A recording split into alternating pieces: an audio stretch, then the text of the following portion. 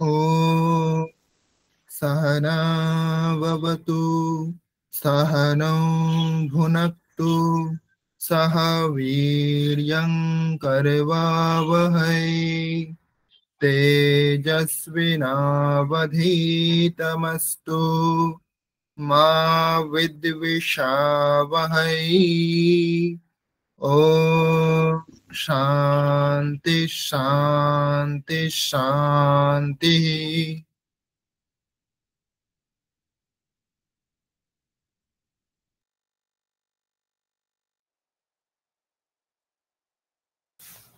সকলকে নমস্কার।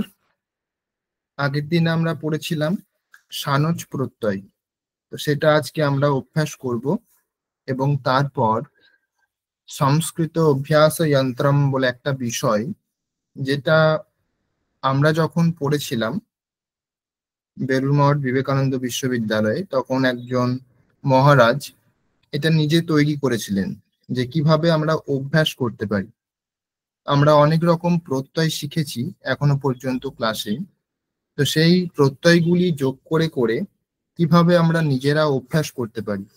একটি বাক্য থেকে 10টি বাক্য বা তার থেকেও বেশি বাক্য আমরা কিভাবে বানাতে পারি।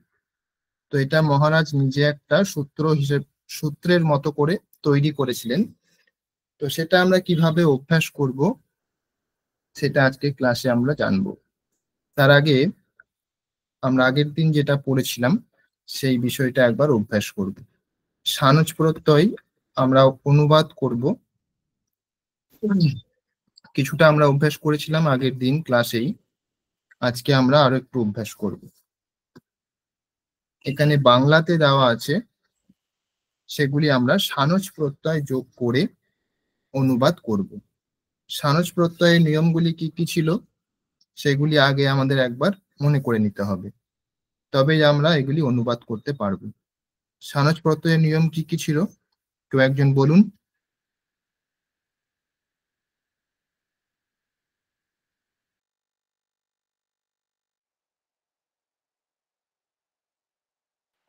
স্যার বলবো? অন্তিভা বলুন। যে ধাতুতে আত্মনেপদ প্রত্যয় যোগ হয় সেই ধাতুর ওপরেই সানজ প্রত্যয় যুক্ত হয়। আর ধাতুর লট আকারে প্রথম পুরুষে একবচন রূপ থাকলে শেষে অতে থাকে, সেই বহুবচন রূপ নিয়ে শেষে অন্তে বাদ দিলে মান যোগ করতে হয়। এই মানে এই সানজ প্রত্যন্তর এই রূপটা হবে, তাহলে সেব্যতে বা তাহলে সেবমান হবে। আর অকারান্ত এই বিশেষণে তিনটে লিঙ্গ রূপে স্যার একটু ঠিক, ঠিকই বলেছেন। আরো একটু স্পষ্ট হবে, গুছিয়ে বলতে হবে। যেমন প্রথমেই যেটা বললেন ঠিক বলেছেন একদম, যে আত্মনিপদ ধাতুতে সানজ প্রত্যয় যুক্ত করা হয়। ঠিক, পরস্মৈ পদ ধাতুতে সত্রী প্রত্যয় হয়, আর আত্মনিপদ ধাতুতে সানজ প্রত্যয় যোগ হয়। তা কেমন ভাবে যোগ করতে হয় না, লট লকারের প্রথম পুরুষের একবচনের রূপ দেখতে হবে, সেখানে যদি অতে থাকে শেষে, যেমন সেবতে, লাভাতে, এখানে শেষে অতে আছে, লাভাতে, সেবতে, অতে আছে। তো অতে যদি থাকে তাহলে বহু বচনের রূপ নিয়ে সেখানে আমরা দন্ত নয় তয় একারটা বাদ দিয়ে মান যোগ করব। আর যদি অতে না থাকে তাহলে আন যোগ করব। যেমন সেবতে, এখানে অতে আছে সেই জন্য এটা রূপ হবে সেব মান, এখানে মানও যোগ হচ্ছে। আর যেখানে অতে নেই, যেমন কি উদাহরণ হতে পারে, কুরুতে, কুরুতে। কৃধাতু দুই রকমই হয়, পরস্মৈ পদ আর আত্মনি পদ।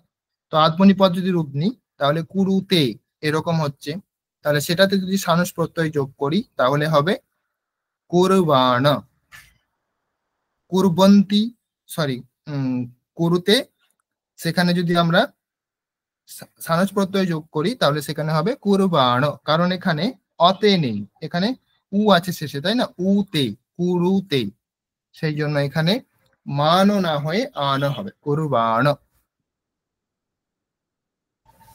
তো এখানে যে রূপগুলি আমরা পাচ্ছি সানস প্রত্যয় যোগ করে, কুরবান অথবা সেবমান, এই শব্দগুলি অকারান্ত শব্দ হচ্ছে। সেই জন্য যখন বিশেষণ হিসেবে ব্যবহার করব এগুলিকে, তখন পুংলিঙ্গে রাম শব্দের মতো, আর ক্লিবলিঙ্গে ফল শব্দের মতো, আর স্ত্রীলিঙ্গে লতা শব্দের মতো রূপগুলিকে আমরা চালাবো। আর একটা নিয়ম ছিল, যেটা কার বিশেষণ হবে, কখন কার বিশেষণ হবে। সানস প্রত্যয় যোগ করলে কর্তৃবাচ্যে কর্তার বিশেষণ হয়ে যাবে, কর্মবাচ্যে কর্মের বিশেষণ হয়ে যাবে, আর ভাববাচ্যে এটা কোনো বিশেষণ হবে না, তখন আমরা ক্লিবলিঙ্গের একবচনে ব্যবহার করব।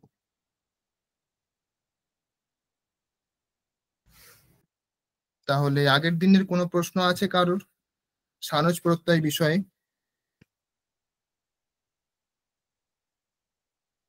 না স্যার।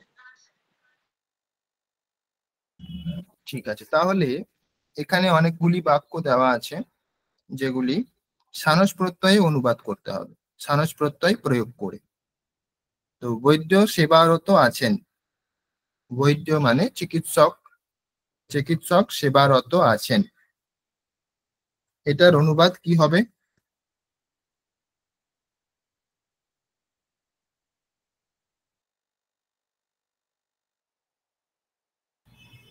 বলুন আন্তিভা। বৈদ্যः সেবমানः বর্ততে। ঠিক, বৈদ্যः সেবমানः বর্ততে, এটা কর্তৃবাচ্যে আছে, সেই জন্য কর্তার বিশেষণ হচ্ছে সেবমানः। বৈদ্যः এটা পুংলিঙ্গ শব্দ, তার বিশেষণ হচ্ছে সেবমান শব্দ, সেই জন্য এটাও পুংলিঙ্গ হবে, সেবমানः। এক বচন এক বচন, প্রথমা বিভক্তি প্রথমা বিভক্তি, সবগুলি মিলে যাচ্ছে। বৈদ্যः সেবমানः अस्ति অথবা বর্ততে অথবা ভবতি অথবা বিদ্যাতে, যে কোনো ব্যবহার করতে পারি, আছে এই অর্থে যে কোনো ক্রিয়াপদ।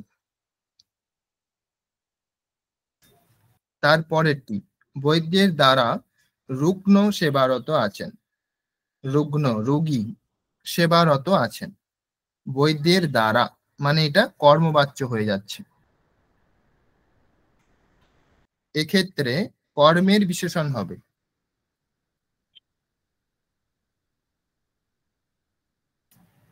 কি হবে অনুবাদ, বাকিরা চেষ্টা করুন।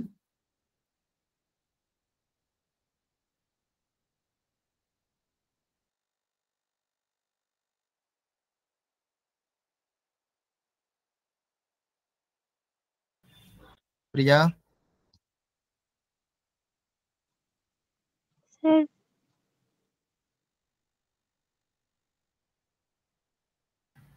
বলুন, চেষ্টা করুন।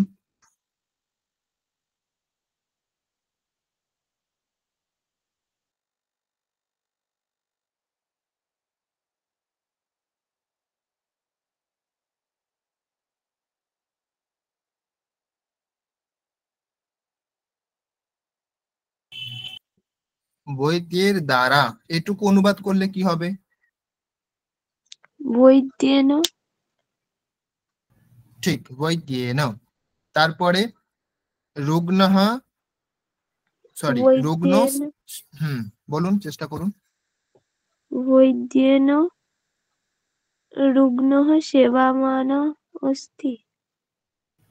ঠিক, সঠিক, বৈদ্যেন রুগ্নঃ সেবমানঃ अस्ति, কিন্তু এখানে সেবমানঃ হবে না, কি হবে?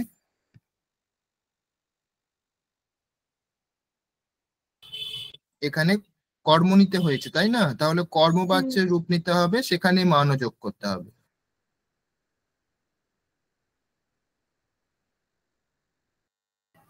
সেব্যমান, সেব্য, সেব্যমান। ঠিক, সেব্যমানঃ। আমরা কর্মণি পড়েছিলাম, কর্মবাচ্যের ধাতুর রূপ কেমন হয়, সেব্যাতে, পঠ্যাতে, লিখ্যাতে, তাই না, ক্রীড্যাতে, খাদ্যাতে, এরকম একটা করে জফলা যোগ হয়ে যায়। সেই রকমই তার সাথে আমরা সানস প্রত্যয় যোগ করব, তাহলে হয়ে যাবে সেব্যমানঃ। যখন কর্মের বিশেষণ হবে তখন আমাদের এটা মনে রাখতে হবে যে সেবমানঃ হবে না, সেব্যমানঃ হবে, কর্মের বিশেষণ হচ্ছে যেহেতু সেই জন্য। তারপরে বিক্রমের দ্বারা পাড়া ফলটি চন্দন খাচ্ছে। বিক্রম আর চন্দন এই দুটি হচ্ছে নাম, ঠিক আছে? বিক্রমের দ্বারা পাড়া ফলটি চন্দন খাচ্ছে।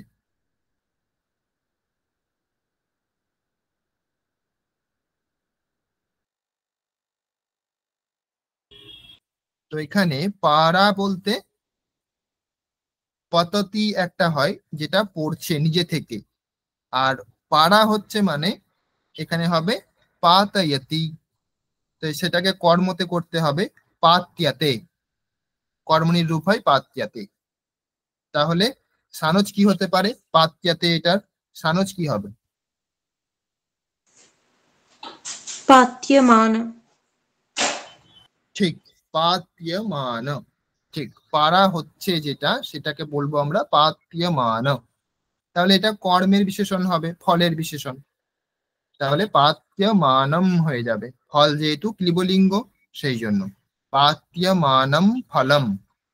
তাহলে এইটুকু অংশ আমরা অনুবাদ করে নিয়েছি, পাত্যমানম ফলম। তাহলে বাকি অংশটা করুন, পুরো বাক্যটি কেমন হবে সমপ্রিয়া? বিক্রমেণ পাত্যমানম ফলম ফলং চন্দনঃ খাদ্যতে। না, খাদ্যাতেই হবে না, কারণ এটা খাচ্ছে। এখানে কিন্তু কর্তৃবাচ্য আছে, এখানে দুটি সেন্টেন্স হচ্ছে একসাথে। খাদাতি, ঠিক। এখানে যখন বিক্রমের দ্বারা ফল পাড়া হচ্ছে এটা কর্মবাচ্য, কিন্তু চন্দন খাচ্ছে সেটা হচ্ছে কর্তৃবাচ্য। দুটি এখানে সেন্টেন্স একসঙ্গে জুড়ে দেওয়া আছে। বিক্রমের দ্বারা পাড়া ফলটি চন্দন খাচ্ছে, বিক্রমেণ পাত্যমানম ফলম চন্দনঃ খাদতি, এটা হচ্ছে পুরো অনুবাদ। ঠিক, সকলেই ভালো বলছেন। এরপর হচ্ছে বিষ্ণুর দ্বারা দৃশ্যমান নদী খুব গভীর। দৃশ্যমান এটা তো বলে দেওয়াই আছে কেমন রূপ হবে, এখানে শুধু বিভক্তি লাগাতে হবে, বচন লাগাতে হবে, আর লিঙ্গ পরিবর্তন করতে হবে। বিষ্ণুর দ্বারা দৃশ্যমান নদী খুব গভীর, কি অনুবাদ হবে কে বলবেন? হাত তুলুন।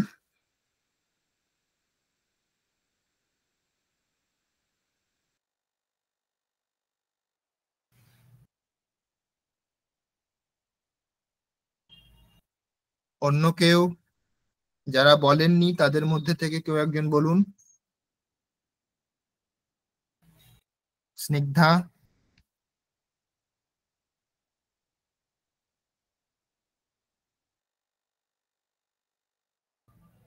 স্নিগ্ধা আছেন?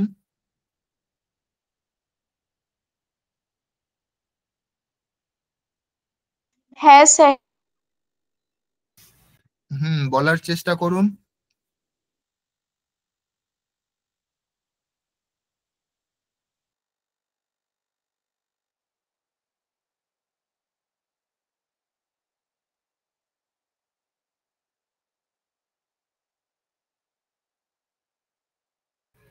বিষ্ণুর দ্বারা, এখানে বিষ্ণু শব্দের তৃতীয়া কেমন হবে স্নিগ্ধা? বিষ্ণু না। ঠিক, তারপর বিষ্ণুনা দৃশ্যমান নদীং অতীব গভীরঃ। নদী শব্দ কোন লিঙ্গে? স্ত্রীলিঙ্গ। তাহলে দৃশ্যমান শব্দটা কেমন হবে?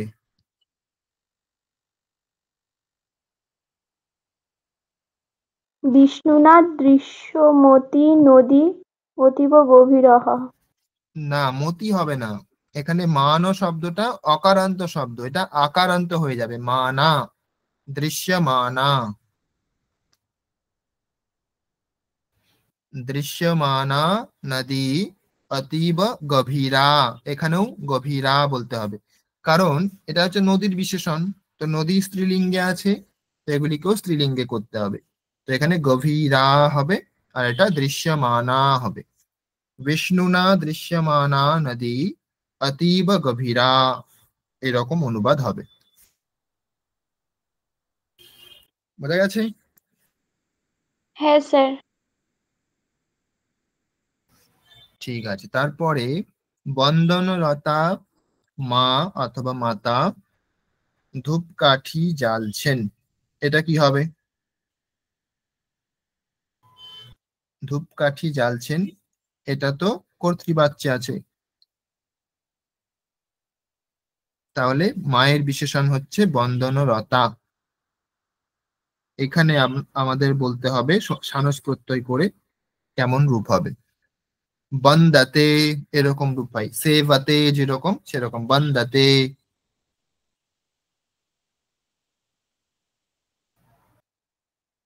জ্বালছেন, এটার ক্রিয়াপদ কি হবে? জ্বালায়তি। প্রজ্জ্বল। আচ্ছা, ঠিক, ঠিকই বলেছেন, প্রজ্বালয়তিও বলতে পারেন অথবা জ্বালায়তি, দুই রকমই হবে। ঠিক আছে স্যার। কিন্তু আমরা অনেক সময় প্রয়োগ করি না জ্বলতি, সেটা এখানে হবে না। জ্বলতি মানে নিজে জ্বলা, আর জ্বালায়তি মানে অন্য কিছু জ্বালাচ্ছে। যেরকম পততি মানে নিজে পড়ছে, আর পাতয়তি মানে পারছে বা অন্য কাউকে ফেলে দিচ্ছে, এরকম অর্থ। তাহলে এটার অনুবাদ কেউ চেষ্টা করুন।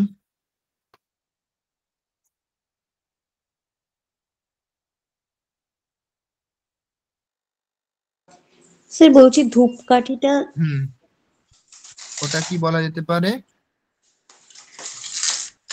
গন্ধবর্তিকা, গন্ধবর্তিকা। ঠিক আছে স্যার। হুম,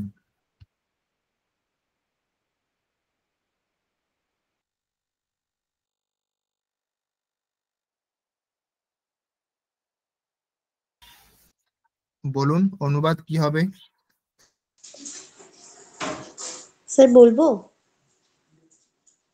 হ্যাঁ বলুন।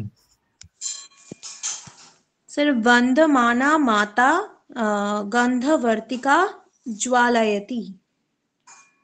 গন্ধবর্তিকা, এটা কোন বিভক্তিতে হবে?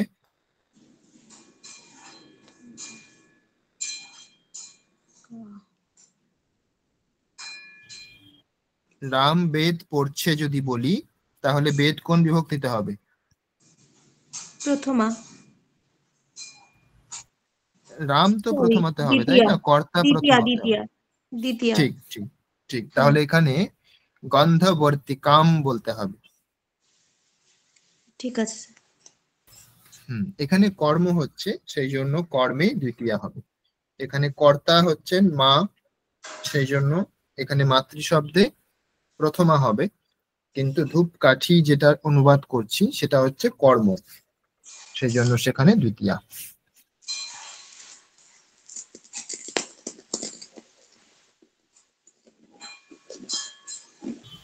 সমপ্রিয়া একটু মিউট করে নেবেন।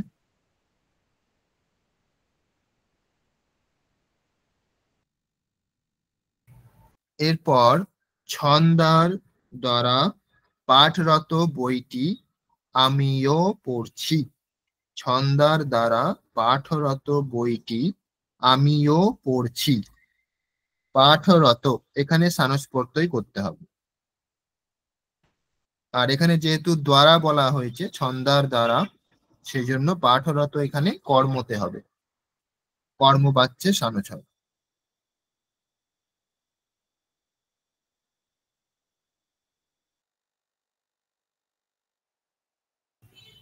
কি হবে কর্মবাচ্যে সানস রূপ করলে?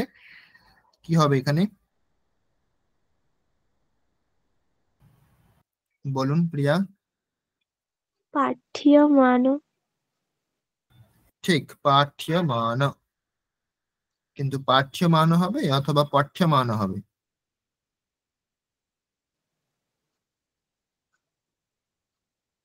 পঠ্যমান হবে। এখানে পড়া হচ্ছে, তাই না? পড়ানো হচ্ছে না, নিজে পড়ছে, নিজের দ্বারা পড়া হচ্ছে, সেই জন্য এখানে পাঠ্যমান হবে। পাঠ্যমান হবে যখন পড়াচ্ছে, পড়ানো হচ্ছে যখন, তখন সেটা হবে পাঠ্যমান। তাহলে এখানে পাঠরত মানে নিজের দ্বারা পড়া হচ্ছে, সেই জন্য এখানে পাঠ্যমান হবে। তাহলে ছন্দার দ্বারা, এটার অনুবাদ কি হবে? ছন্দয়া। ছন্দয়া, লতা শব্দের মতো। ছন্দয়া, ছন্দয়া। তারপরে পঠ্যমানা পুস্তিকা অহমিব পঠামি। পাঠ্যমা কি, আরেকবার স্পষ্ট হবে। ছন্দয়া পঠ্যমানা পুস্তিকা অহমিব পঠামি।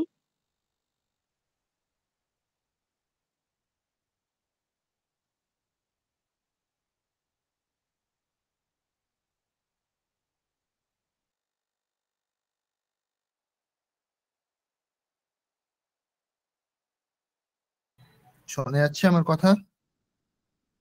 হ্যাঁ স্যার। বলুন, অনুবাদ করুন। ছন্দয়া পঠ্যমানা পুস্তিকা অহমিব পঠামি। ঠিক, ইবো নয়, অপি। আমিও মানে অপি, অহম অপি। আচ্ছা স্যার। ইবো মানে হচ্ছে মতো, যখন তুলনা করা হবে তখন ইবো। আর অপি মানে এখানে যেটা বলছি আমিও।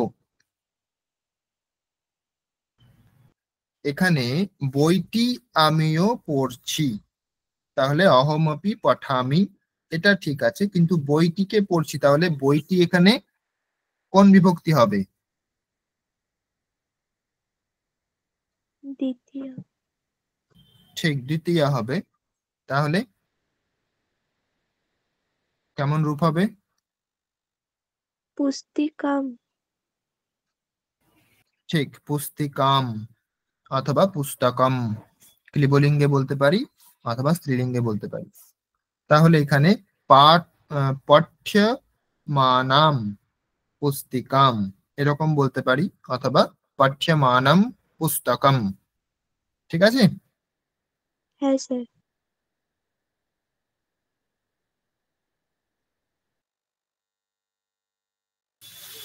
ঠিক আছে, কারো কোনো প্রশ্ন থাকলে জিজ্ঞাসা করতে পারেন, নাহলে আমরা পরের বিষয়টা যাচ্ছি। স্পন্দমান টেবিল থেকে চকটি পড়ে ভেঙে গেল। স্পন্দমান মানে নড়বড়ে, যেটা নড়ছে, যেটা কম্পন হচ্ছে। তাহলে স্পন্দমান টেবিল থেকে চকটি পড়ে ভেঙে গেল, এটাকে বলবেন। এটা একটু বড় বাক্য আছে, ভেঙে ভেঙে অনুবাদ করুন, পারবেন। ভেঙে ভেঙে চেষ্টা করুন, অবশ্যই পারবেন।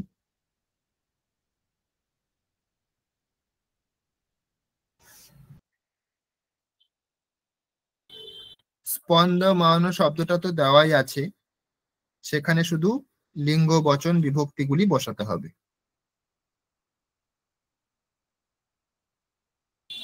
চকের সংস্কৃত হচ্ছে সুধাখণ্ড, সুধাখণ্ড পুংলিঙ্গ শব্দ।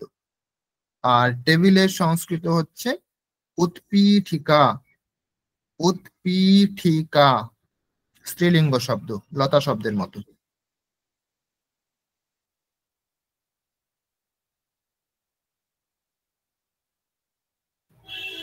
আর ভেঙে গেল, এটা আমরা ত প্রত্যয় করতে পারি।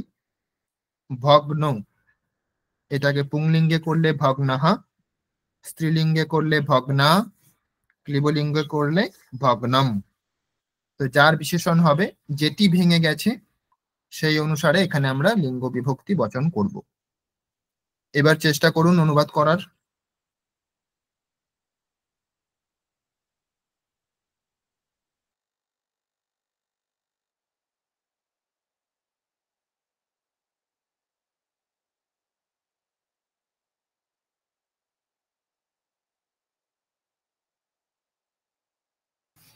আন্তিভা বলুন। স্পন্দমানা উৎপীঠিকা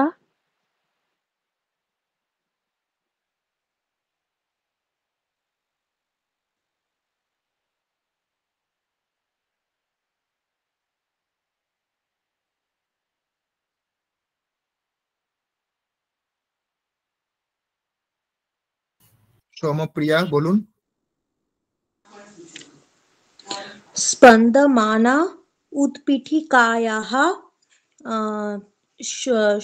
সুধাখণ্ডং পড়ে ভেঙে গেল।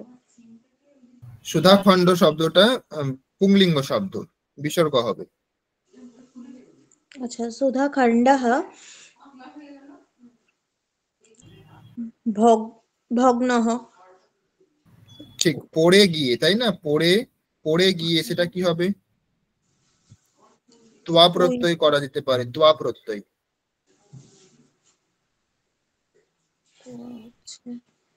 ত্বা প্রত্যয় পড়ানো হয়েছিল, কেমন রূপ হবে? পতিত্বা। ঠিক, পতিত্বা, ঠিক। সুধাখণ্ডः পতিত্বা ভগ্নः। ভগ্নः, ঠিক। এখানে দেখুন টেবিল থেকে বলা হয়েছে, তাহলে থেকে সেই জন্য পঞ্চমী হবে। আমরা পড়েছিলাম পঞ্চমী বিভক্তি কখন হয় না, কোনো কিছুর থেকে বোঝালে সেখানে আমরা পঞ্চমী বিভক্তি করব। তাহলে লতা শব্দের মতো এই শব্দটি চলবে, তাহলে লতায়াহা পঞ্চমীর রূপ হয়, সেরকম উৎপীঠিকায়াহা। তো এর বিশেষণ হচ্ছে স্পন্দমানা এই শব্দটি, সেখানেও পঞ্চমী হবে, স্পন্দমানায়াহা। বিশেষ্য বিশেষণ সবসময় একই রকম থাকবে, সেই জন্য এখানে পঞ্চমী হয়েছে, ওখানেও পঞ্চমী হবে।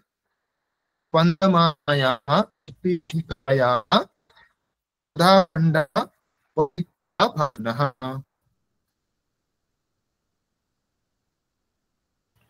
সকলে বুঝতে পেরেছেন? হ্যাঁ স্যার। এরপর মোদমানা শিক্ষিকার পদোন্নতি হয়েছে। পদোন্নতি এই শব্দটি আমরা এরকম ভাবেই রাখতে পারি, পদোন্নতি মানে প্রমোশন। তো মুদমানা মানে যিনি এখন আনন্দে রয়েছেন, যিনি আনন্দ করছেন এখন বা হাসছেন, এরকম অর্থ। হর্ষিতা, যিনি হর্ষিতা, সেটাকেই আমরা অন্য আরেকটি শব্দ দিয়ে বলছি মুদমানা। মুদাতে এরকম রূপ হয়, তো সেটাকে সানস প্রত্যয় করলে মুদমানা। তো এখানে মুদমানা শিক্ষিকার পদোন্নতি হয়েছে। পদোন্নতি শব্দটি পদোন্নতি শব্দই থাকবে, এটা পরিবর্তন করার দরকার নেই, শুধু বিসর্গ বসালেই হবে।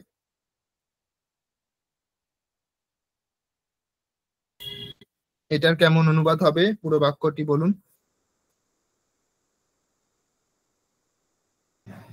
স্নেহা বলুন। मुदमानायाः शिक्षिकायाः पदोन्नतिः अभवत्।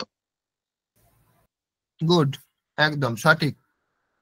মুদমানায়াহ শিক্ষিকায়াহ পদোন্নতিঃ অভবৎ, হয়েছে, সেই জন্য এখানে অতীতকাল ব্যবহার করা হলো। অভবৎ পদোন্নতিঃ প্রথমাতে আছে, আর এখানে শিক্ষিকার বলা হয়েছে, সেই জন্য ষষ্ঠী হবে, সম্বন্ধে ষষ্ঠী। মুদমানা এটা হচ্ছে তার বিশেষণ, সেই জন্য এখানেও ষষ্ঠী বিভক্তি হবে, মুদমানায়াহ। মুদমানায়াহ শিক্ষিকায়াহ পদোন্নতিঃ অভবৎ। ঠিক।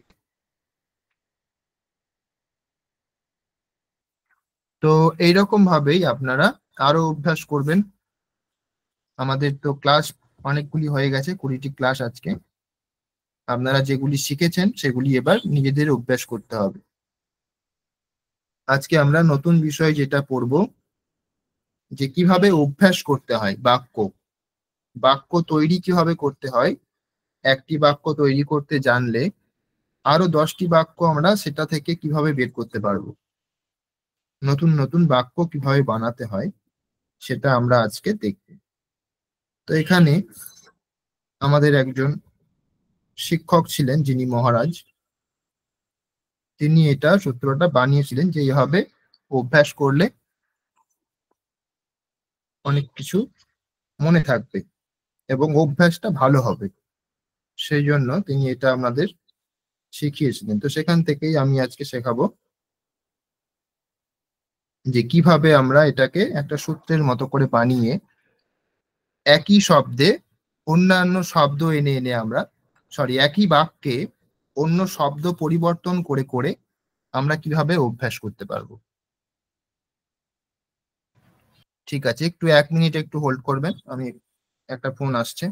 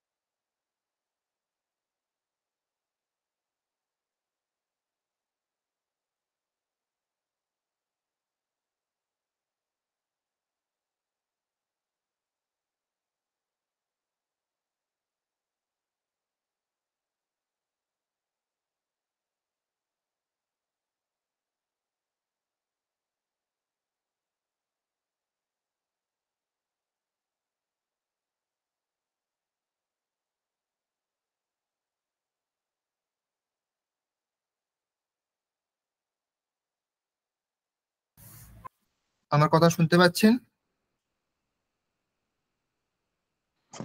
হ্যাঁ স্যার।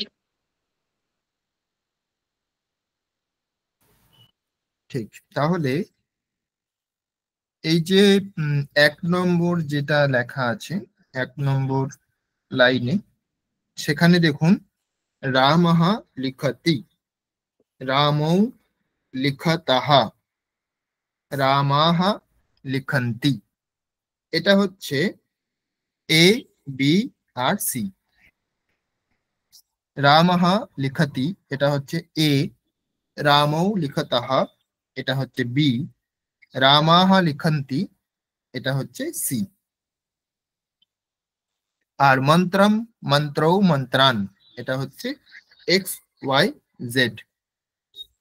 মন্ত্রম, মন্ত্রৌ, মন্ত্রান, মন্ত্র শব্দের দ্বিতীয়াতে একবচন, দ্বিবচন, বহুবচন। দ্বিতীয়াতে মানে কর্ম হবে এটা। তো এটাকেই আমরা কিভাবে ব্যবহার করব, অন্যান্য বিভক্তি কিভাবে যোগ করব, তারপরে আমরা কর্ম বাচ্চা কিভাবে পরিবর্তন করব, কৃত্য প্রত্যয় আমরা পড়েছিলাম সেটা কিভাবে যোগ করব, এই একই বাক্যের মধ্যে আমরা যা যা শিখেছি সবগুলি ব্যবহার করব একে একে একে একে। তাহলে আমরা যেগুলো শিখেছি সেগুলো অভ্যাস হবে। তো a plus B plus C, তারপর ব্র্যাকেটের মধ্যে into X plus Y plus Z. তো এটাকে আমরা যদি ব্র্যাকেটের বাইরে বের করি তাহলে হবে A X A Y A Z, তারপরে B X B Y B Z, C X C Y C Z. প্রথমে রামঃ লিখতি এটাকে নেব, তারপরে মন্ত্রমটাকে যোগ করব, রামঃ মন্ত্রম লিখতি। তারপরে আবার রামঃ মন্ত্রৌ লিখতি, মানে দুটি মন্ত্র লিখছে। রামঃ মন্ত্রান লিখতি, মানে অনেকগুলি মন্ত্র লিখছে। তাহলে রামঃ লিখতি এটা এ, আর মন্ত্রম, মন্ত্র, মন্ত্রান এক্স ওয়াই জেড। তাহলে A X A Y A Z, এরকম ভাবে প্রথমে একবার হলো। তারপর দ্বিতীয়বার যখন আমরা করব তখন আমরা নেব বি, বি মানে রামৌ লিখতঃ, এটা হচ্ছে বি, রামৌ লিখতঃ। তারপরে এক্স ওয়াই জেড আমরা এক একবার করে এখানে বসাবো। রামৌ মন্ত্রম লিখতঃ, যেহেতু কর্তা দুই বচনে আছে সেই জন্য লিখতঃ হবে। মন্ত্রম এটা তো কর্ম, সেটা যেই বচনেই থাকুক না কেন সেটা আমাদের দেখার দরকার নেই। রামৌ মন্ত্রম লিখতঃ, রামৌ মন্ত্রৌ লিখতঃ, রামৌ মন্ত্রান লিখতঃ। এটা হলো বিএক্স বিওয়াই বিজেড। তারপর এরকম একই রকম ভাবে আমরা সিএক্স সিওয়াই সিজেড করব। রামাহা লিখন্তি, এটা হচ্ছে সি।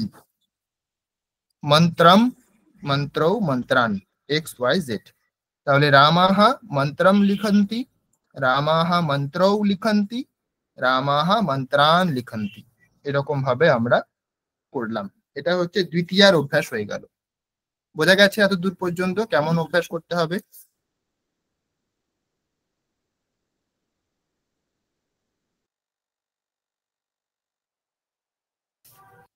বোঝা যাচ্ছে স্নিগ্ধা? হ্যাঁ স্যার। ঠিক আছে, তাহলে এবার যদি আমি কলমেন মানে তৃতীয়া দিয়ে যদি করি, এক্স ওয়াই জেড, এখানে আমি যদি তৃতীয়া দিয়ে করি, মন্ত্রম মন্ত্রৌ মন্ত্রান এখানে আমরা তৃতীয়া দিয়ে করব। কলমেন কলমাভ্যাম কলমৈহি, কলমেন কলমাভ্যাম কলমৈহি। তাহলে পুরো সূত্রটিকে বলতে পারবেন এবার। এক্স ওয়াই জেড এর জায়গাতে আমরা বলবো কলমেন কলমাভ্যাম কলমৈহি। বলুন, কে বলবেন?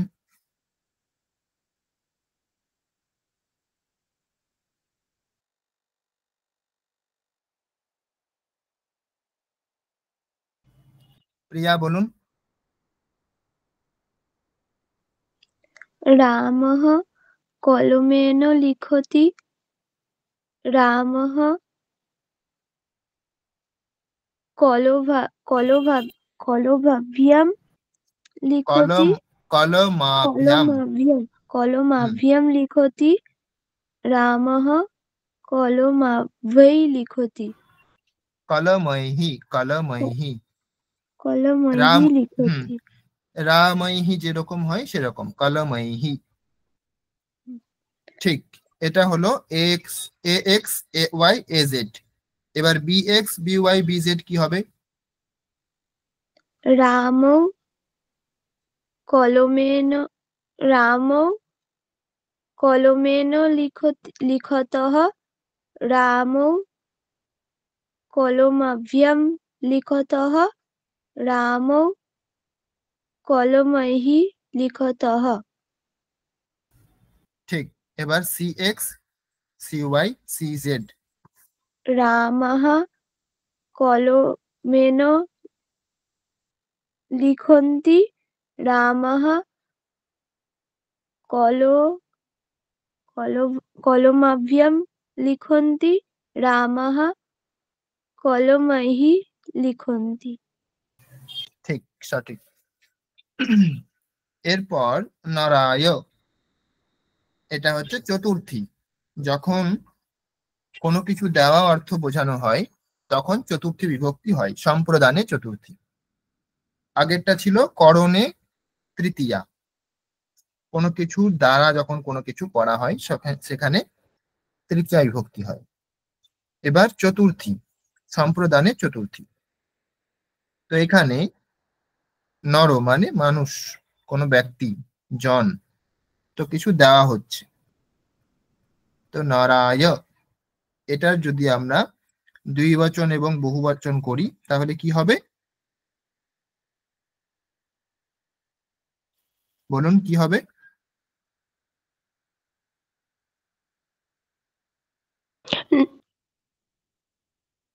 বলুন। নরায় নরাভ্যাম নরেভ্যঃ। ঠিক, নরেভ্যঃ নরাভ্যাম এটা হচ্ছে দ্বিবচন, নরেভ্যঃ এটা বহুবচন। ঠিক, তো এটাকেও আমরা একই রকম ভাবে ব্যবহার করব, অভ্যাস করব। এটাকে বলবেন স্নেহা? স্যার বলছি। বলুন। रामः नराय यच्छति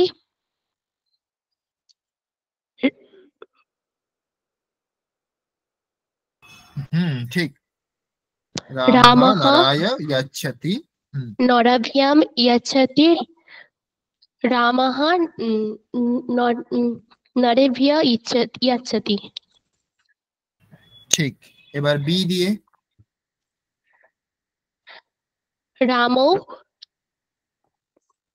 नराय यच्छतः रामो नराभ्यां यच्छतः रामो नरेभ्यः यच्छतः। ঠিক।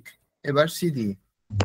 रामः नराय यच्छन्ति रामो नराय नराभ्यां यच्छन्ति रामः नरेभ्यः यच्छन्ति। ঠিক। তাহলে এগুলি আমরা যে অভ্যাস করছি এখান থেকে একটা বোঝার জিনিস আছে, যেটা যে রামঃ এই শব্দটি যখন পরিবর্তন করছি আমরা অন্য বিভক্তি অন্য বচনে, তখন ক্রিয়াপদ পাল্টে যাচ্ছে।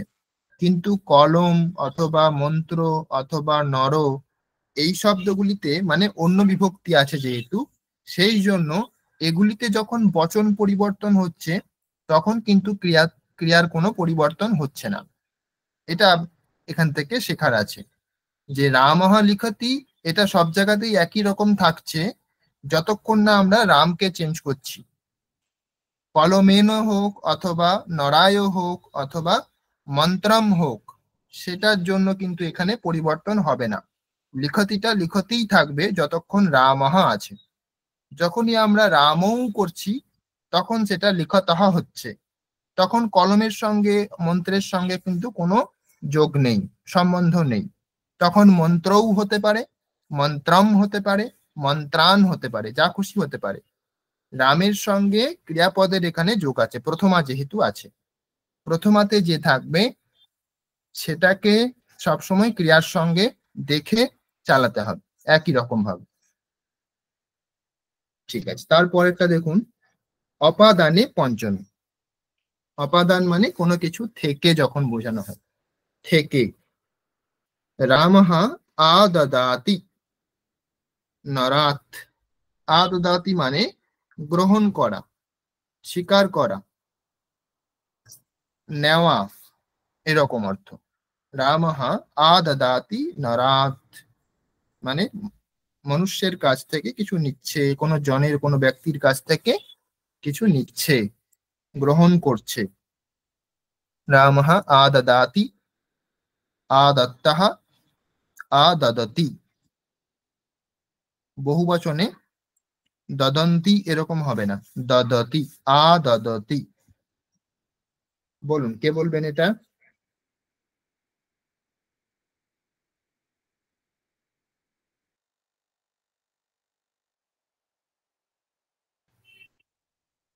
চেষ্টা করুন, একই রকম হবে, কোনো বিশেষ নেই, একই রকম ভাবে হবে।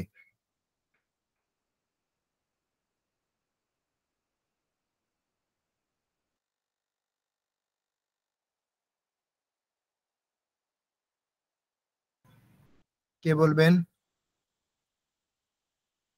পান্তিভা?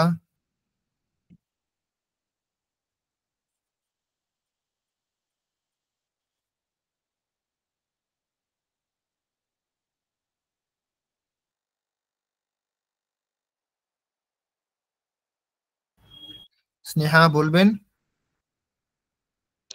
হ্যাঁ স্যার বলছি। হ্যাঁ বলুন। रामः नरात् आददति रामः नराभ्याम् आददति रामः नरेभ्यः आददति रामो नरात् आदत्तः रामो नराभ्याम् आदत्तः रामः रामो नराभ्याम् आदत्तः रामः नरात् आददति रामः नराभ्याम् आददति आदत्तः। आदत्तः। বহু বচনটা তো করছি। বহু বচনটা আরেকবার বলুন। রামাহ নরাত দদতি। ঠিক ঠিক রামাহ নরাভ্যাম দদতি। রামাহ নরেভ্যः দদতি। ঠিক এইরকমই একই রকম ভাবে ষষ্ঠী বিভক্তি সম্বন্ধ বোঝালে ষষ্ঠী। তাহলে মন্ত্রস্য লেখনম করোতি, রামः মন্ত্রস্য লেখনম করোতি, মন্ত্রের লেখা করছে এরকম অনুবাদ করলে হবে, বা মন্ত্র লিখছে, সেটাকে আমরা ভেঙে এখানে অনুবাদ করেছি মন্ত্রস্য লেখনম। রামः মন্ত্রস্য লেখনম করোতি। আমরা পড়েছিলাম ষষ্ঠী পড়ার সময় যে সম্বন্ধে ষষ্ঠী হবে, মানে যেখানে আমরা এর বোঝাবো। তো সেটার আরেকটি অংশ ছিল যে এরকম ভাবে যখন লেখনম পঠনম খাদনম এরকম ভাববাচক পদ প্রয়োগ করা হবে, সেখানে আমরা কর্তাতে অথবা কর্মতে ষষ্ঠী বিভক্তি করব। সেই জন্য এখানে মন্ত্রস্য এটা হচ্ছে ষষ্ঠী বিভক্তি হয়েছে।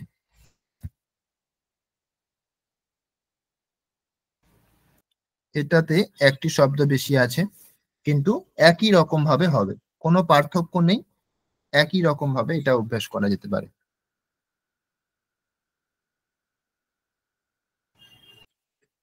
বলুন, কে বলবেন? মন্ত্রস্য মন্ত্রয়োঃ মন্ত্রাণাম। ষষ্ঠীর এক বচন, দুই বচন, বহু বচন। মন্ত্রস্য মন্ত্রয়োঃ মন্ত্রাণাম।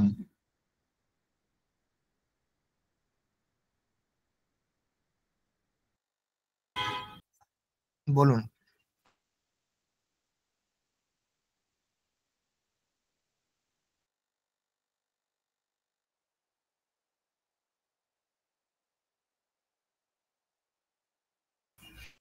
তাড়াতাড়ি বলুন, অনেকগুলি বিষয় আছে আরো।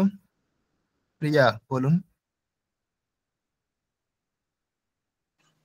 रामः मन्त्रस्य लेखनं करोति। रामः मन्त्रस्य लेखनं करोति। रामः मन्त्राणां लेखनं करोति। ঠিক। रामौ मन्त्रस्य लेखनं करतः। रामौ কুরুতাহা কুরুতাহা। कुरुतः। হুম रामौ मन्त्रस्य लेखनं कुरुतः। रामौ मन्त्राणां लेखनं कुरुतः। रामः मन्त्रस्य लेखनं कुर्वन्ति। ঠিক रामः मन्त्रस्य लेखनं कुर्वन्ति। रामः मन्त्राणां लेखनं कुर्वन्ति। रामौ একদম। रामौ मन्त्रस्य না স্যার হয়ে গেছে। হয়ে গেছে, ঠিক। রামঃ এটা এক বচনে, আর রামাহ এখানে দীর্ঘ আছে, সেজন্য একটু দীর্ঘ স্বর করে বলতে হবে রামাহ, না হলে একই রকম মনে হচ্ছে রামঃ রামঃ, একই নয়। রামঃ এটা এক বচনে, রামাহ এটা বহু বচনে। আচ্ছা স্যার। এরপর বিভক্তি আমরা যেগুলি পড়েছিলাম, সপ্তমী বিভক্তি বাকি আছে। সপ্তমী যখন সময় অথবা কাল অথবা স্থান বোঝানো হয়, তখন সেখানে সপ্তমী বিভক্তি হয়। অধিকরণ বা আধার, যখন ক্রিয়া কোনো কিছুকে আধার করে ঘটে, তখন সেটাকে আমরা আধার বা অধিকরণ বলি। তো সেখানেই সপ্তমী বিভক্তি হয়। রামঃ লিখতি, কোথায় লিখছে না গ্রামে, তাহলে গ্রামে এটা হচ্ছে সপ্তমী হয়ে গেল, আধারে সপ্তমী, অধিকরণে সপ্তমী। রামঃ গ্রামে লিখতি, গ্রামে গ্রাময়োঃ গ্রামেষু। গ্রামে এক বচনে, গ্রাময়োঃ দ্বিবচনে, গ্রামেষু এটা বহু বচনে। এটা কে বলবেন? সৌম্যপ্রিয়া বলুন। रामः लिखति ग्रामे रामः लिखति ग्रामयोः रामः लिखति ग्रामेषु रामौ लिखति ग्रामे লিখতি হবে না, रामौ রামও বললেন। रामौ लिखतः ग्रामे रामौ लिखतः ग्रामयोः रामौ लिखतः ग्रामेषु रामाः लिखन्ति ग्रामे रामाः लिखन्ति ग्रामयोः रामाः लिखन्ति ग्रामेषु। ঠিক। তাহলে একজন রাম লিখছেন গ্রামে, একটি গ্রামে।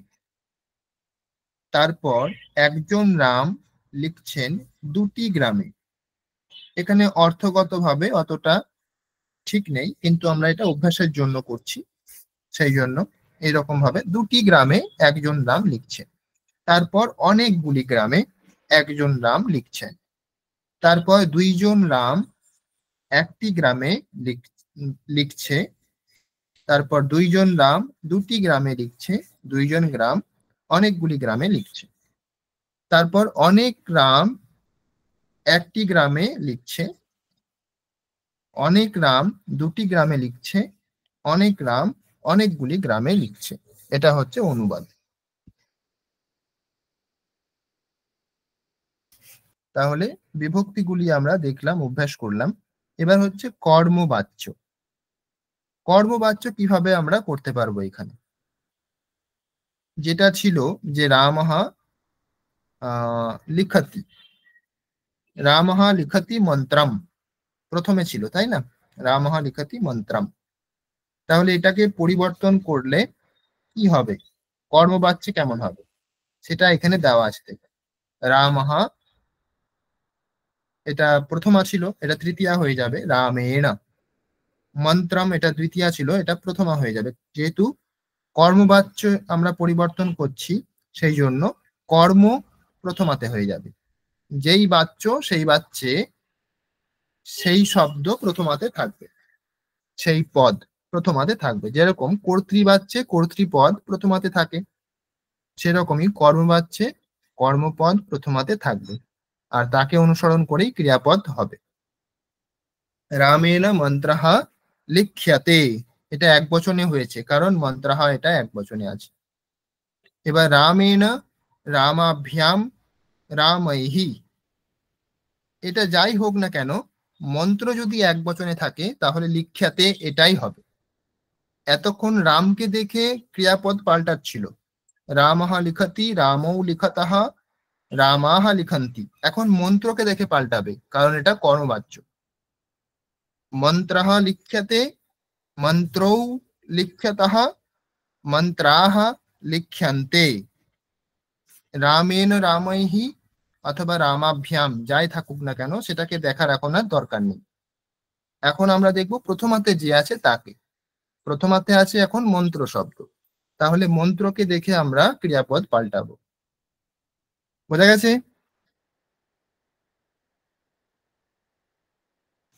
কর্মবাচ্যের নিয়ম মনে পড়েছে সকলের? হ্যাঁ স্যার। তাহলে এটা যে মন্ত্র লেখা হচ্ছে এখানে, এটা যদি আমরা অন্য কিছু করি, ধরুন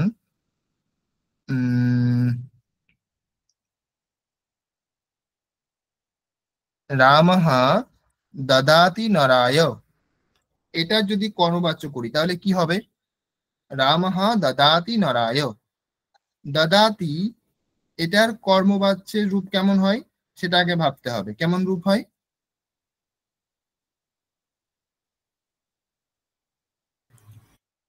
কেউ বলবেন কেমন রূপ হয়?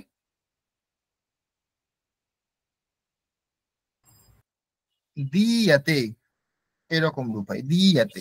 এখানে লিখ্যাতে হচ্ছিল লিখতি থেকে, দাদার থেকে দিয়াতে, দিয়াতে। তাহলে রামঃ দদাতি নরায়, এটার পরিবর্তন করলে কেমন হবে?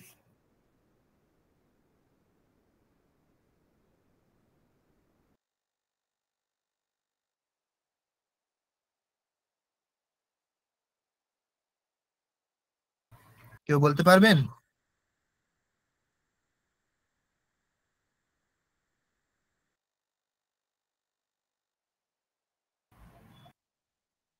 কর্তা তৃতীয়া হয়ে যাবে, কর্ম এখানে নেই, সেজন্য এটা ভাববাচ্য হবে।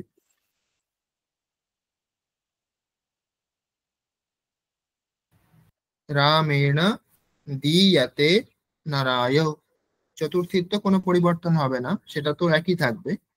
পরিবর্তন, বাচ্য পরিবর্তন করার সময় আমরা শুধু কর্ম আর কর্তা এই দুটিরই পরিবর্তন করি।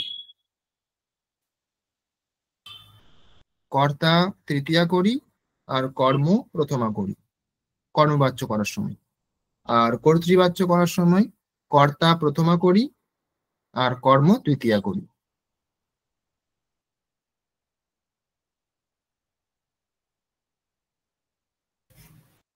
ঠিক আছে, তাহলে এখানেও একই রকম ভাবে আমরা চালাতে পারি, সূত্র যেটা আছে সেই অনুসারে আমরা চালাতে পারি। যেমন মন্ত্রঃ লিখ্যতে রামেণ, এখানে রামেণ এটাকে আমরা যেটা আমরা ধরেছিলাম XYZ সেরকম করে নেব এখানে। তাহলে রামেণ রামাভ্যাম রামৈহি, তাহলে মন্ত্রঃ লিখ্যতে রামেণ, মন্ত্রঃ লিখ্যতে রামাভ্যাম, মন্ত্রঃ লিখ্যতে রামৈহি। তারপরে হয়ে যাবে মন্ত্রৌ লিখ্যতঃ রামেণ, মন্ত্রৌ লিখ্যতঃ রামাভ্যাম, মন্ত্রৌ লিখ্যতঃ রামৈহি।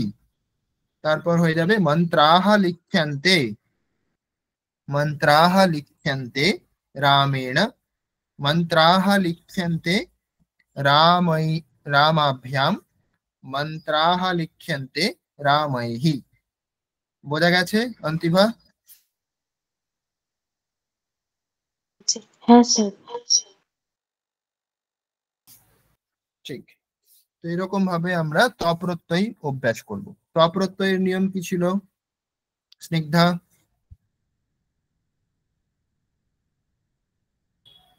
ত প্রত্যয় হ্যাঁ আমরা স্যার, কখন ব্যবহার করব? অতীতকালে। ঠিক, অতীতকালে করব, এবং এটা কর্তার বিশেষণ হতে পারে আবার কর্মের বিশেষণও হতে পারে। যেমন এখানে মন্ত্রের বিশেষণ হয়েছে, মানে এটা কর্মের বিশেষণ হয়েছে। রামেণ মন্ত্রঃ লিখিতঃ,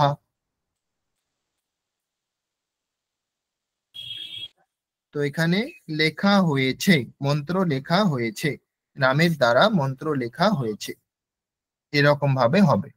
তো এখানেও রামের যদি পরিবর্তন হয় অন্যান্য বিভক্তিতে, অন্যান্য বচনে, তাহলে কিন্তু মন্ত্র এটার বা লিখিত এটার পরিবর্তন হবে না, কারণ এটা তৃতীয়াতে আছে, রামেণ এটা তৃতীয়াতে আছে, তো তাকে অনুসরণ করে ক্রিয়াপদ পাল্টাবে না বা মন্ত্র ইত্যাদি যে শব্দগুলি রয়েছে পাল্টাবে না। শব্দের মন্ত্র এটার বিশেষণ হচ্ছে লিখিত, সেই জন্য মন্ত্র যদি এক বচন হয় লিখিত এক বচন হবে, মন্ত্র দুই বচন হলে লিখিত শব্দটাও দুই বচন হবে, এরকম ভাবে মনে রাখতে হবে।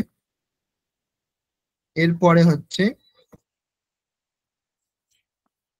দেখুন, এখানে কৃত্য প্রত্যয় আমরা পড়েছিলাম। আচ্ছা, তার আগে ত প্রত্যয়ের কোনো বাক্য বলুন একটা করে। ত প্রত্যয় আগে আমরা দুটি বাক্য শুনি। ত প্রত্যয় দিয়ে বাক্য বলতে পারবে কেউ?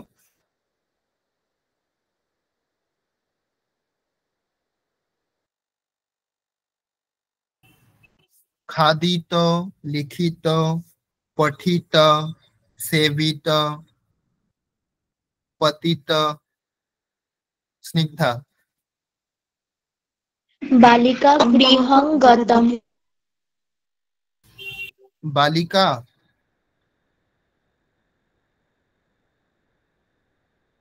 হ্যাঁ স্যার। বালিকা গৃহম গতম। হ্যাঁ স্যার। হ্যাঁ, এখানে তৃতীয়া হবে বালিকায়া, এখানে রামেণ হয়েছে তাই না, সেরকমই বালিকায়া বলতে হয়, বালিকায়া গৃহম গতম। ঠিক আছে, হ্যাঁ স্যার। আর কেউ বলবেন?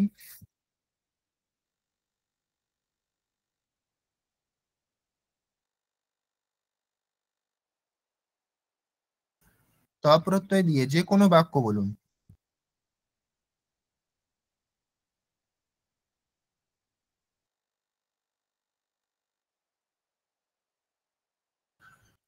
স্নেহা, প্রিয়া,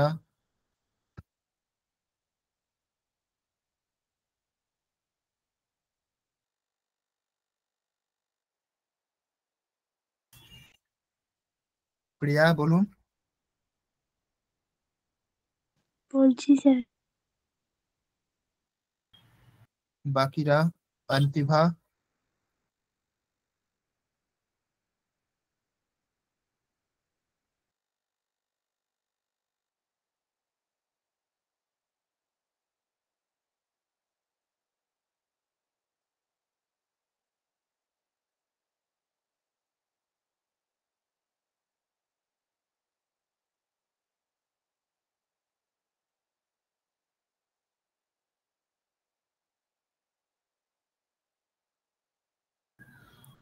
তাড়াতাড়ি বলুন। স্নিগ্ধা বলুন। শিশুনা চন্দ্রং দৃষ্টম। চন্দ্র শব্দ পুংলিঙ্গ, তাহলে কি হবে?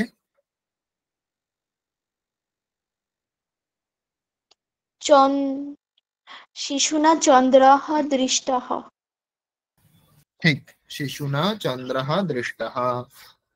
ঠিক আছে, তারপরে দেখুন কৃত্য প্রত্যয়। আমরা পড়েছিলাম কি, যে তব্য, তাই না? তব্য ইয় অথবা অনিয়, খাদনীয়, লেখনীয়, পঠনীয়, এরকম ভাবে অনিয় প্রত্যয় যোগ করলে রূপগুলি হয়। আর তব্য হচ্ছে খাদিতব্য, পঠিতব্য, লেখিতব্য, এগুলি আমরা পড়েছিলাম। আর ইয় যোগ করলে লেখ্য, পাঠ্য, খাদ্য, তাই না? এইরকম ভাবে আমরা পড়েছিলাম। তো এগুলি সবসময় কর্মের বিশেষণ হয়। কৃত্য প্রত্যয় এগুলি হচ্ছে কর্মের বিশেষণ হয়। যেমন মন্ত্র হচ্ছে এখানে কর্ম, তাহলে লেখনীয় মন্ত্র, লেখা উচিত, উচিত অর্থে হয়। কৃত্য প্রত্যয়গুলির অর্থ হচ্ছে উচিত, লেখা উচিত বা যোগ্য, লেখার যোগ্য, এরকম ভাবে অর্থ হবে। খাওয়ার যোগ্য বা খাওয়া উচিত। খাদ্যম ফলম, খাদনীয়ম ফলম, খাদিতব্যম ফলম, ময়া খাদিতব্যম ফলম, আমার দ্বারা ফল খাওয়া উচিত। ময়া গ্রন্থঃ পঠনীয়ঃ, আমার দ্বারা বই পড়া উচিত। ত্বয়া তত্র গন্তব্যম, ত্বয়া মানে তোমার দ্বারা, তোমার দ্বারা সেখানে যাওয়া উচিত, এরকম ভাবে বাক্য হবে।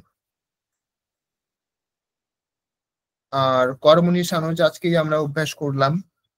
মন্ত্রঃ লিখ্যমানঃ अस्ति রামেণ, এটা কর্মতে সানোজ হয়েছে, মন্ত্রের বিশেষণ হয়েছে, তাহলে লিখ্যাতে থেকে লিখ্যমানঃ হয়ে গেছে। মন্ত্র যেহেতু পুংলিঙ্গ এক বচনে আছে প্রথমাতে, সেই জন্য লিখ্যমানঃ। তাকে অনুসরণ করে এখানে অস্তি হয়েছে, লিখ্যমানঃ अस्ति। রামেণ এটা তৃতীয়াতে হয়েছে, কারণ এটা কর্মবাচ্যে চলছে। রামের দ্বারা মন্ত্রটি লেখা হয়েছে, সরি লেখা হয়েছে নয়, লেখা হচ্ছে, এটা কন্টিনিউয়াস বোঝাচ্ছে বর্তমান কালে। আর সত্রী সানোজ, এটার ক্ষেত্রে আমাদের মনে রাখতে হবে বিশেষ যেটা, পরস্ময় পদ হলে সত্রী, আর আত্মনিপদ হলে সানোজ। যখন আমরা কর্তৃবাচ্যে করছি বিশেষ হবে, কর্তৃবাচ্যে তো সবসময় পরস্ময় পদ হতে পারে আর আত্মনিপদ ধাতু হতে পারে, তখন আমাদের খেয়াল রাখতে হবে যে ধাতুটি কোন পদ হচ্ছে, মানে আত্মনিপদ নাকি পরস্ময় পদ। আত্মনিপদ হলে সানোজ করব, আর পরস্ময় পদ হলে সত্রী করব। যেমন এখানে রামঃ লিখন अस्ति মন্ত্রম, মন্ত্রটি রাম লিখছে। মন্ত্রটি রাম লিখছে। তো এখানে আরো বাক্য বড় করলে লিখতে লিখতে এরকম অর্থ হবে, লিখতে লিখতে রাম পড়ছে। তাহলে রামঃ লিখন, রামঃ মন্ত্রম লিখন পঠতি, এরকম বাক্য হবে। আর সানদ যদি হয় তাহলে যেগুলি আত্মনিপদ সেগুলির ক্ষেত্রে হবে লভতে, এটা হবে লভমানঃ, লভমানম অথবা লভমানা। তাহলে রাম যদি কোনো কিছু লাভ করে তাহলে হবে রামঃ লভমানঃ ফলম, ফল লাভ করছে। তাহলে রামঃ ফলম লভমানঃ अस्ति। এটাই যদি কর্মবাচ্য হয়ে যায় তখন হয়ে যাবে রামেণ ফলম লভ্যমানম अस्ति, তখন ফলের বিশেষণ হয়ে যাবে লভ্যমানম, রামেণ ফলম লভ্যমানম अस्ति। কর্তৃবাচ্য হলে রামঃ ফলম লভমানঃ अस्ति। বোঝা যাচ্ছে প্রিয়া? হ্যাঁ স্যার। তারপর তবতু প্রত্যয়, তবতু প্রত্যয় আমরা পড়েছিলাম। হ্যাঁ। হ্যাঁ, ত প্রত্যয় এবং তবতু প্রত্যয় আমরা পড়েছিলাম পরপর।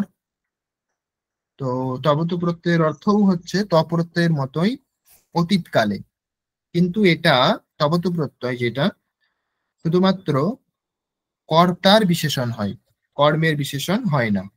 কর্তা যেমন সেই রকম, যেরকম রামঃ লিখিতবান, এখানে কর্তা বিশেষণ হয়েছে, লিখেছিলেন।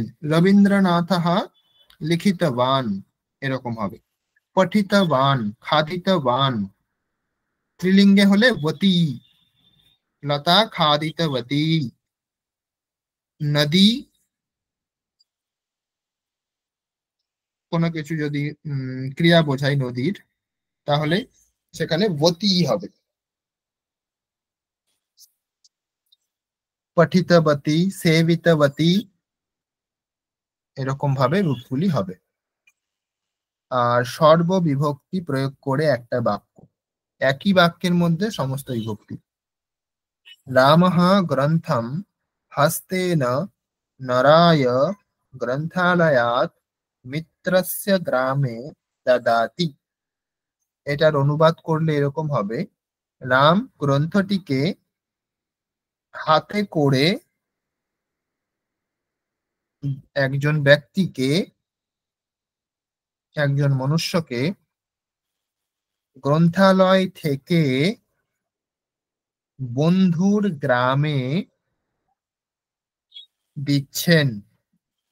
রাম গ্রন্থটিকে হাতে করে একজন মনুষ্যকে গ্রন্থালয় থেকে বন্ধুর গ্রামে দিচ্ছেন। এখানে সব বিভক্তিগুলি রয়েছে। রামঃ এটা কর্তাতে প্রথমা হয়েছে, গ্রন্থম এটা কর্মতে দ্বিতীয়া হয়েছে, হস্তেন এটা করণে তৃতীয়া হয়েছে, নরায় এটা সম্প্রদানে চতুর্থী হয়েছে, গ্রন্থালয়াৎ অপাদানে পঞ্চমী হয়েছে, মিত্রস্য সম্বন্ধ ষষ্ঠী, গ্রামে এটা হচ্ছে অধিকরণে সপ্তমী, আর দদাতি এটা রাম শব্দকে দেখে হয়েছে।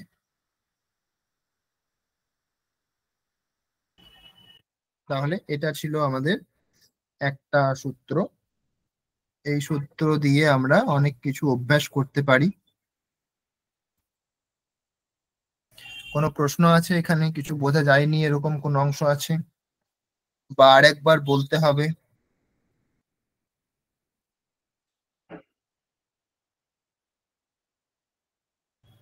কিছু জিজ্ঞাসা থাকলে বলুন।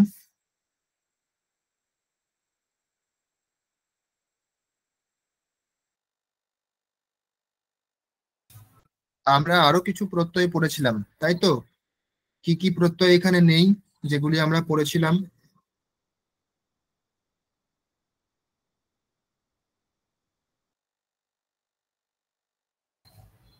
বলুন কি কি নেই এখানে যেগুলি আমরা পড়েছি, যেগুলি অভ্যাস হলো না? স্যার লিয়ব প্রত্যয়। ল্যাপ প্রত্যয় মানে তোয়া প্রত্যয় অথবা ল্যাপ প্রত্যয়, তাই তো? তোয়া প্রত্যয় আর ল্যাপ প্রত্যয় একই অর্থে হয়, শুধু উপসর্গ থাকলে ল্যাপ আর উপসর্গ না থাকলে তোয়া।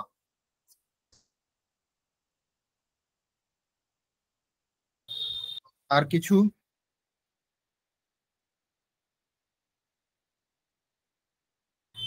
আমরা কি তুমুন পড়েছিলাম? তুমুন? হ্যাঁ স্যার। ঠিক, তুমুন প্রত্যয় পড়েছিলাম, তাহলে তুমুনেরও এখানে অভ্যাস হয়নি। তুমুন প্রত্যয়ের অর্থ হচ্ছে চতুর্থী, তাই তো? চতুর্থীর মতো, নিমিত্ত, কোনো কিছুর জন্য, খাওয়ার জন্য, লেখার জন্য, পড়ার জন্য, এগুলিতে আমরা তুমুন প্রত্যয় যোগ করি।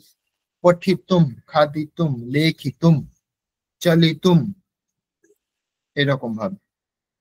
আর ত্বা অথবা লেপ কখন হয়?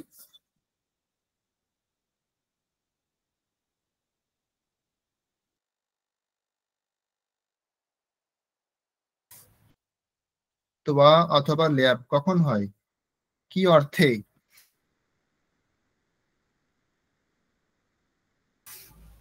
স্নেহা বলতে পারবেন? হ্যাঁ স্যার বলছি।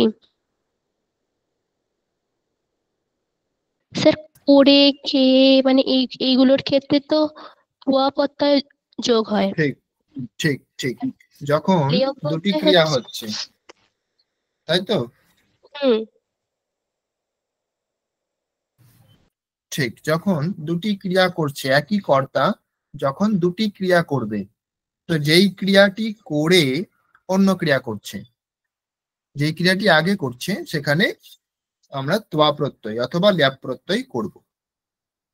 যদি উপসর্গ না থাকে তাহলে ত্বা প্রত্যয়ই হবে, যদি উপসর্গ থাকে তাহলে সেটা ল্যাপ প্রত্যয় হয়ে যাবে। যেমন গচ্ছতি আর আগচ্ছতি, আ এটা হচ্ছে উপসর্গ, তাহলে গচ্ছতি এখানে যদি আমরা বলি যে গিয়ে, গিয়ে আমি পড়তে বসবো, তাহলে গত্বা হবে, এখানে ত্বা প্রত্যয় হচ্ছে গত্বা। কিন্তু যদি আমি বলি এসে, তো তখন এখানে আ একটা উপসর্গ যোগ করতে হবে অর্থটিকে পাওয়ার জন্য, তাহলে আ উপসর্গ থাকার জন্য এখানে আর ত্বা প্রত্যয় হবে না। এসে যখন বলছি আমি, এটার অনুবাদ করলে আগত্য অথবা আগম্য, এখানে ল্যাপ প্রত্যয় হয়ে যাচ্ছে। আমরা বলতে পারি পূজয়িত্বা, ত্বা প্রত্যয়, পুজো করে। কিন্তু যদি আমরা ল্যাপ প্রত্যয় করতে চাই অথবা যদি আমরা কোনো উপসর্গ যোগ করতে চাই এখানে, তাহলে তখন সেটা ল্যাপ প্রত্যয় হয়ে যাবে। যেমন সম্পূজ্য, সম্পূজ্য, সম এটা হচ্ছে উপসর্গ, সম্পূজ্য।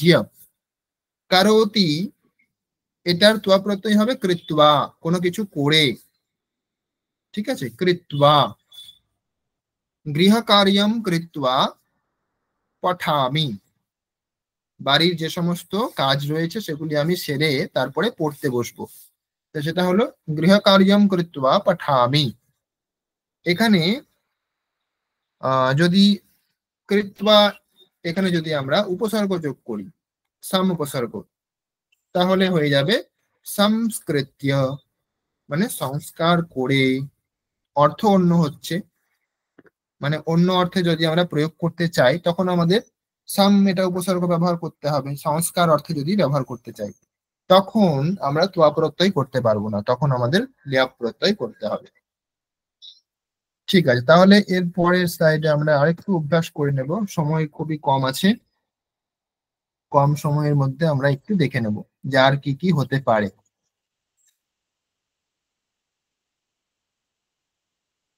আর 10 মিনিট আছে।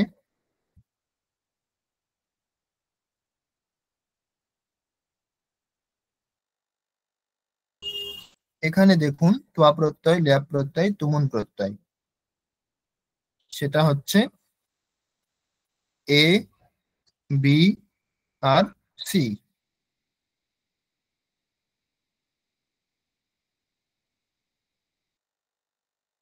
রামঃ গ্রন্থম লিখতি, এটা হচ্ছে এক্স।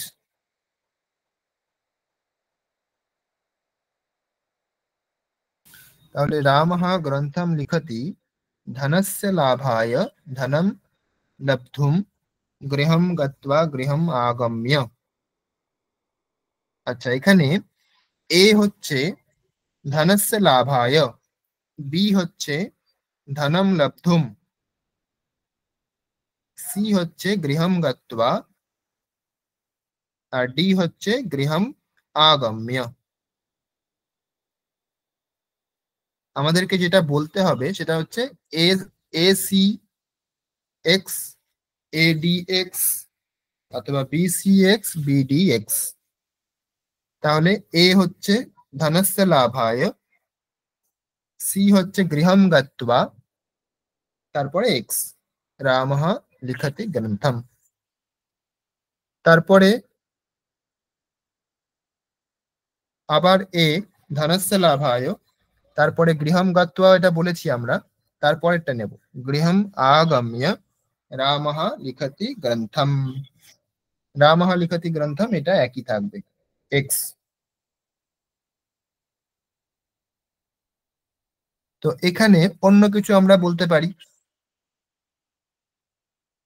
ধনস্য লাভায় এখানে আমরা অন্য কিছু ব্যবহার করতে পারি। এখানে বুঝতে হবে যেটা, যে লাভায় যখন বলছি লাভের জন্য, তখন সেখানে আমরা ষষ্ঠী করব, যেটা লাভ করার কথা বলছি। ধনস্য লাভায় এখানে আমরা বলতে পারতাম যে জ্ঞানস্য লাভায়, জ্ঞান। তো যেটা আমরা লাভ করতে চাইছি সেখানে আমরা চতুর্থী ষষ্ঠী বিভক্তি করব। লাভায় এটা তো চতুর্থী, তো সেই চতুর্থী অর্থে যখন আমরা তুমুন করব, তুমুন প্রত্যয় করলে কি রূপ হয়ে যাচ্ছে, লব্ধুম, তখন সেটা কিন্তু দ্বিতীয়া হয়ে যাচ্ছে ধনম, ধনম লব্ধুম, ধনম লব্ধুম।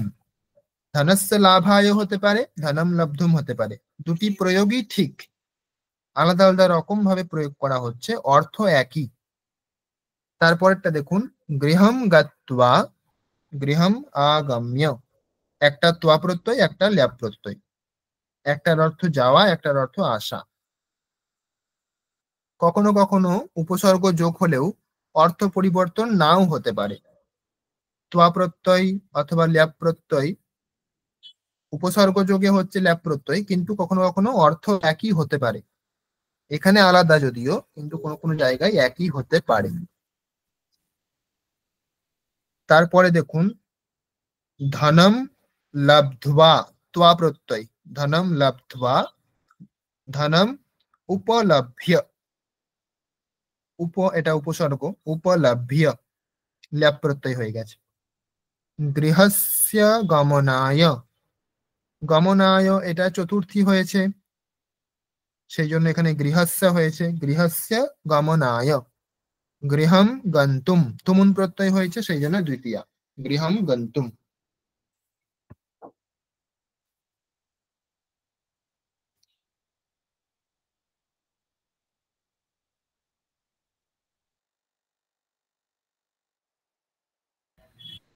এটার এখন আর বেশি অভ্যাস করাচ্ছি না, বেশি সময় নেই, সেই জন্য আমি একবার শুধু বলে দিচ্ছি। যদি বোঝা না যায় তাহলে বলবেন, কোনো প্রশ্ন থাকলে। আমি আর অভ্যাস করাচ্ছি না।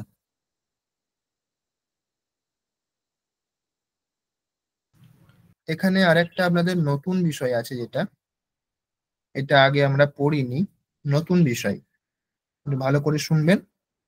সপ্তমী প্রয়োগ আমরা করি আরো একটি অর্থে, যেটা হচ্ছে ভাবে সপ্তমী বলা হয়। সেটা সময় বোঝাচ্ছে, কোনো ক্রিয়া করা, কোনো কাজ করা, সেটাকে একটা সময় হিসেবে ব্যবহার করা হয়।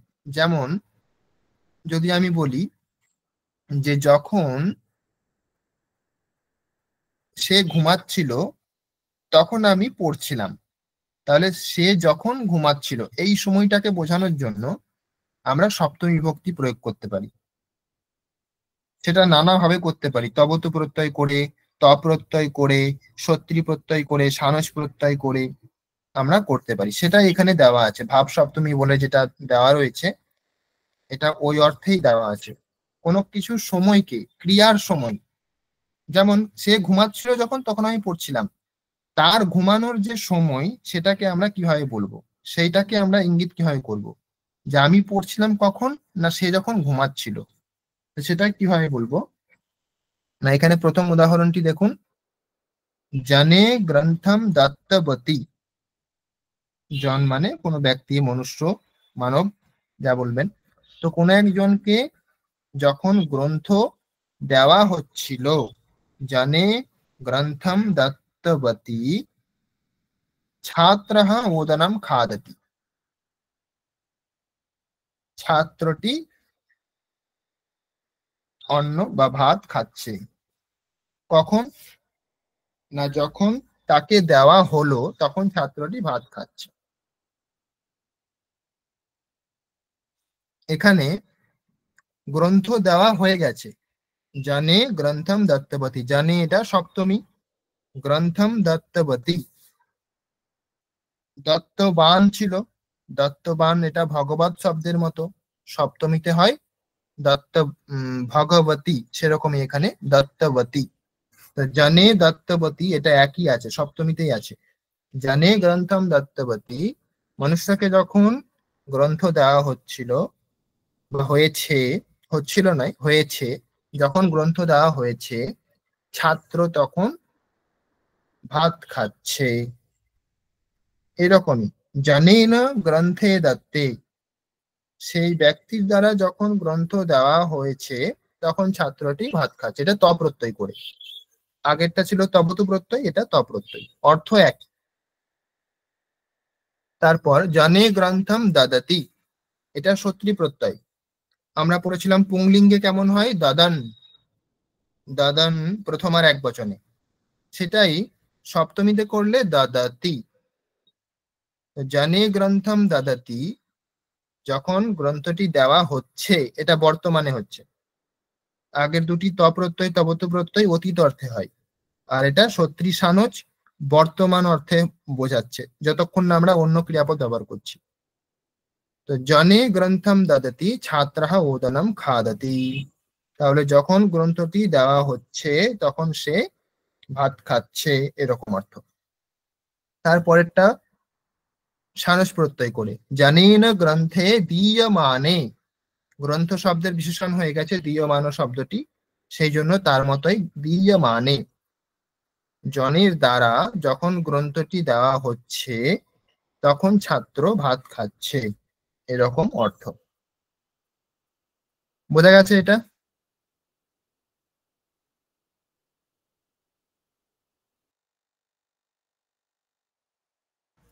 স্নিগ্ধা, সমপ্রিয়া? হ্যাঁ স্যার, বুঝতে পেরেছি। ঠিক আছে, আর একবার শুনে নেবেন, যদি অসুবিধা হয় ইউটিউব থেকে আর একবার শুনে নেবেন। এটা প্রথম দিন পড়াচ্ছি আজকে, সেই জন্য একটু অসুবিধা হতে পারে। তো এইরকম ভাবে ভাব ও সপ্তমী প্রয়োগ বলা হয়, মানে ক্রিয়া, ভাব মানে ক্রিয়া।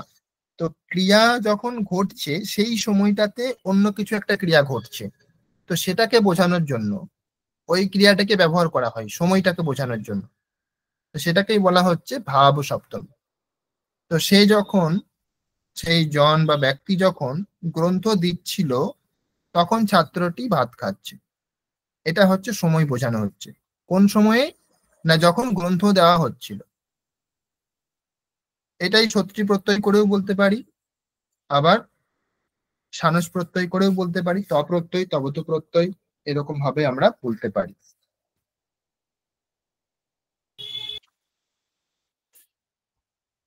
যেমন অন্য উদাহরণ যদি বলি তাহলে জানে গাতে অথবা জনকে গাতে জননী আগতা, জনকে গাতে জননী আগতা, মানে পিতা যখন গেলেন মাতা তখন এলেন, এরকম একটা বাক্য। জননী গাতে, জননী গতায়াম জনকঃ আগতঃ, এটা আমি ঘুরিয়ে দিলাম। একটা হতে পারে জনকে গাতে জননী আগতা, মানে পিতা যখন গেলেন তখন মা এলেন, এরকম অর্থ একটা। আবার যদি ঘুরিয়ে দিই, যে মা যখন গেলেন তখন পিতা এলেন, তাহলে এরকম হয়ে যাবে জনন জনন্যাম গতায়াম পিতা অথবা জনকঃ আগতঃ। এরকম ভাবে আপনারা অন্যান্য আরো প্রয়োগ করতে পারেন। তপ্রত্যয়, তবতু প্রত্যয়, ছত্রী প্রত্যয়, সানস প্রত্যয় দিয়ে। আর দুটি বিষয় আছে আমি বলে নিই। নির্ধারণম, নির্ধারণ মানে অনেকগুলির মধ্যে একটাকে যখন আমরা বলি তখন সেটাকে বলা হয় নির্ধারণ। অনেকগুলি বইয়ের মধ্যে এই বইটি, অনেকগুলি ব্যক্তির মধ্যে এই ব্যক্তি, সেটাকে বলা হয় নির্ধারণ। যেমন নৃপেশু মানে অনেকগুলি রাজার মধ্যে, নৃপাণাম তো অনেকগুলি রাজার মধ্যে। তো নির্ধারণ যখন আমরা করব তখন আমরা ষষ্ঠী করতে পারি, সপ্তমী করতে পারি। তো নৃপেশু অথবা নৃপাণাম রামঃ মহান, রাম হচ্ছেন মহান, রাজাদের মধ্যে রাম হচ্ছেন মহান। ছাত্রঃ শাস্ত্রানাম শাস্ত্রেষু বেদান্তম পঠতি, শাস্ত্রগুলির মধ্যে বেদান্ত পড়ছে। ছাত্রটি শাস্ত্রের মধ্যে বেদান্ত পড়ছে। অনেক রকমের শাস্ত্র আছে, তার মধ্যে বেদান্ত পড়ছে। তো এখানে নির্ধারণ বলা হচ্ছে, ঠিক অনেকগুলির মধ্যে যখন একটিকে আমরা বলবো সেটাকে নির্ধারণ বলবো। আর যেগুলির মধ্যে বোঝাবো সেগুলিতে আমরা সপ্তমী অথবা ষষ্ঠী প্রয়োগ করব বহু বচনে। আর একটা বিষয় বলার আছে পঞ্চমী, জ্ঞানাৎ ইচ্ছা জায়তে। এটা আমরা পড়েছি যখন পঞ্চমী বিভক্তি পড়ছিলাম, তখনই এটা আমরা পড়েছি যে হেতু অর্থে পঞ্চমী হয়। ঠিক আছে, আজকের ক্লাস তাহলে আমাদের পড়ার বিষয় যেটা ছিল শেষ হলো। তাহলে আমি শান্তি পাঠ করি। দ্বিকর্মক ধাতু এগুলো একটু কঠিন হয়ে যাবে, সেই জন্য বলছি না। দ্বিকর্মক আর নিজন্ত প্রত্যয় যেটা আছে ওটা একটু কঠিন হয়ে যাবে, আর একটু সময়ও লাগবে।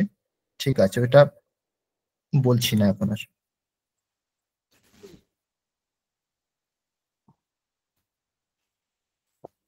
তাহলে আমরা শান্তি পাঠ করে শেষ করব।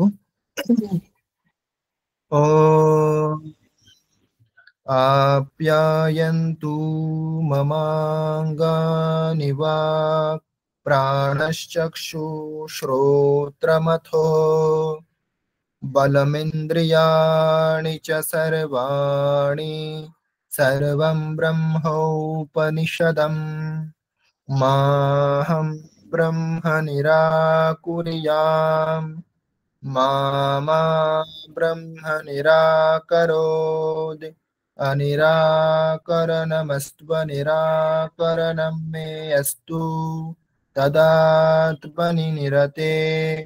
य उपनिषत्सु धर्मास्ते मयि सन्तु, ते मयि सन्तु। ओम शांति शांति शांति। हरिः ओम तत्सत्। श्री राम कृष्णार्पणमस्तु।